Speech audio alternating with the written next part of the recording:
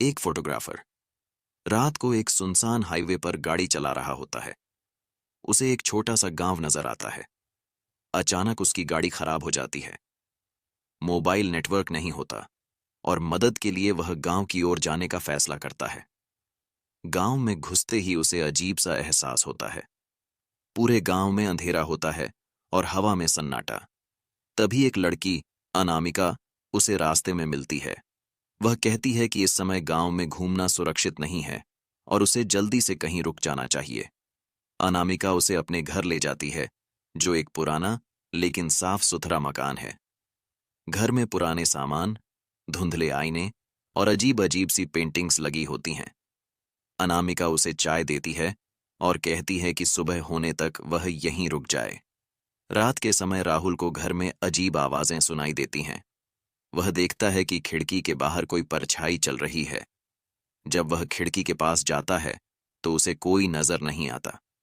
थोड़ी देर बाद वह आईने में अपनी परछाई को अजीब तरह से हिलते हुए देखता है, जबकि वह खुद शांत खड़ा रहता है। डर के मारे वह अनामिका को बताने जाता है, लेकिन अनामिका कहती है कि यह उसका भ्रम है। राहुल अनामिका से गांव के बारे में पूछता है। अनामिका कहती है कि यह गांव एक पुरानी घटना के कारण श्रापित है।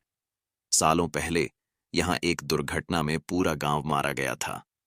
तब से यहां रहने वाले लोगों की परछाइयां अपने आप चलने लगती हैं और कभी-कभी वे असलियत में बदल जाती हैं।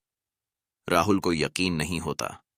वह रात को गांव के बाहर जाने का फैसला करता है, लेकिन जैसे ही वह दरवाजा खोलता है, उसे कई परछाइयां नजर आती हैं। वे धीरे धीरे उसकी ओर बढ़ने लगती हैं। राहुल दौड़ते हुए वापस कमरे में आता है और अनामिका को बताता है।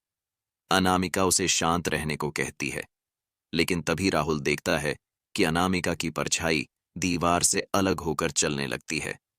डरते हुए राहुल पूछता है, तुम कौन हो? अनामिका मुस्कुराते हुए कहती है, मैं भी सिर्फ एक परछाई हूं। सुबह होते ही राहुल अपनी गाड़ी में वापस जागता है। उसे गांव और अनामिका की कोई याद नहीं रहती, लेकिन जैसे ही वह अपनी कार का शीशा देखता है, उसमें अनामिका की परछाई मुस्कुराती हुई नजर आती है। राहुल की यह कहानी यहीं खत्म होती है, लेकिन रहस्य अभी भी बरकरार है। क्या वह सच में उस गांव और अनामिका की परछाई से बच पाया, या यह सिर्फ एक शुरुआत थी? ऐसे सवाल हमें सोचने पर मजबूर करते हैं कि हर कहानी का अंत उसका नया आरंभ भी हो सकता है। अगर आपको इस कहानी का रहस्य जानने का इंतजार है, तो हमें कमेंट में जरूर बताएं।